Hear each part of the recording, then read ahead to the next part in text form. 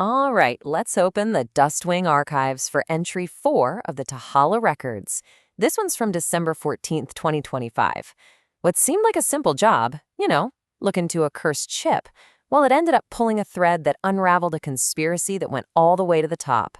The official record, it begins right here. Okay, so here's where it all kicks off. This one quote from Riva, the Ebonhold leader, changes everything.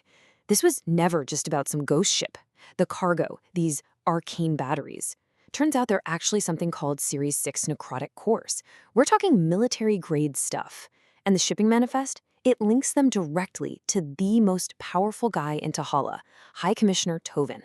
So right off the bat, this isn't a dockside mystery anymore. This is big. So to sort out a mess this complicated, you need a very specific kind of team. A veteran crew was brought in. Guys who know the city's dark corners. Their job was simple: follow the evidence wherever it leads.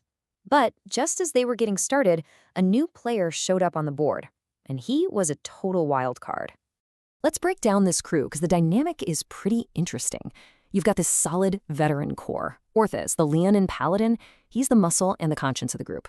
Then there's Bones, the monk. He's the quiet one who sees everything. Balburum is their rock, the defensive wall, while Daysteel Gabo is the brains behind all the tech. And into this well-oiled machine, you drop Raven Nightshade, a human sorcerer with, well, let's just say his power is a little unpredictable. He brings a ton of arcane firepower, for sure, but he's also a chaotic element in a situation that's already about to explode. Okay, so they know what the cargo is. The next logical step?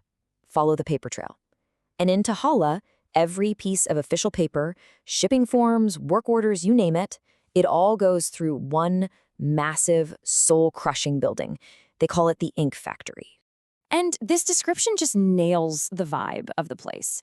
The IN Factory is where evil puts on a tie and sits at a desk. It's not some scary fortress, it's an office building.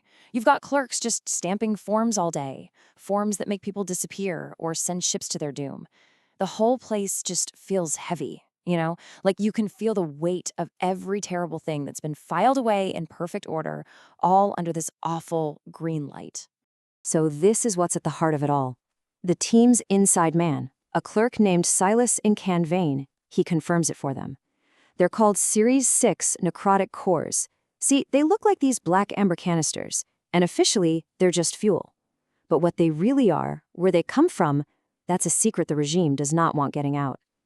Silas gets them the paperwork, but he also gives them a pretty terrifying warning. And this is where the true horror of what happened on the Sandpiper comes out. Silas had seen the captain's log before it was buried. His words, right here, they confirm the team's worst fears. Those necrotic cores, they weren't just cargo. They were bait. Something else was on that ship, some kind of curse or creature, and it was drawn to the cores. It woke up and it fed on the crew. The Sandpiper wasn't an accident. It was a trap. With that discovery, the whole investigation just leveled up. Now that they had the documents in Silas's story, this was way past a simple curse or some corporate crime. The evidence was now pointing straight to the top of the food chain. This is the moment. The absolute game changer.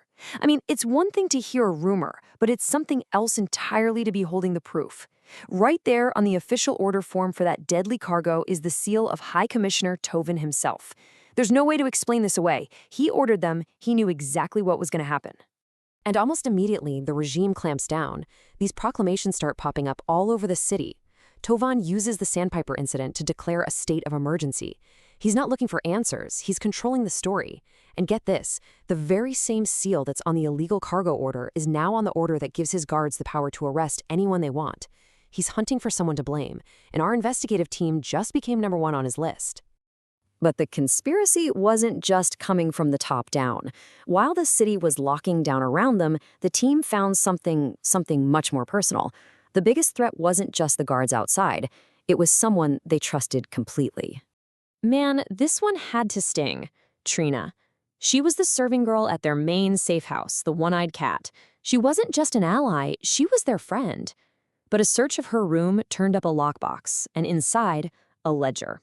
The truth was right there in black and white. She was a registered informant for the Golden Lions, Tovan's secret police. And what's really heartbreaking is that little note in the margin. Review, informant reliability declining. It looks like she was starting to have doubts, but by then, it was way too late. So you have to ask, why? Why the betrayal? It wasn't politics, it wasn't for power, it was pure personal revenge. This letter explains everything. She hated Cause, the owner of the one-eyed cat, because of some old family debt, so she hired someone to curse his business. She probably had no idea it would get tangled up with Tovan's shipment of necrotic cores. Just a small, petty act of revenge that got swept up into a massive conspiracy. So tragic. So at this point, the team finally sees the whole picture. The cursed ship, the High Commissioner's direct involvement, and the traitor who was right under their noses. They now have everything they need to bring the truth to light. But in getting it, they've just made themselves the most wanted people in Tahala. I mean, just look at what they managed to get. It's the whole case wrapped up with a bow. You've got Captain Fritz's logs, the first-hand account of the horror. You've got Tovan's actual signature on the order forms. You've got Trina's confession letter, which gives you the motive for the curse. And, to top it all off, you have the official register proving she was working for the state. They have the entire story from beginning to end. And that's the terrible irony, isn't it? They succeeded. They found the truth. And in doing so, they became the single biggest threat to Tovan's regime. That citywide lockdown wasn't about the Sandpiper anymore. It was about them. They were holding the keys to blowing the whole thing wide open, and for that, they had to run. And that's where the record for Entry 4 ends. The team got their win, but it cost them everything: their safety, their home, their freedom. It really leaves you wondering, as their story moves forward, when you're up against a system that's completely corrupt, what is the real price you pay for knowing the truth?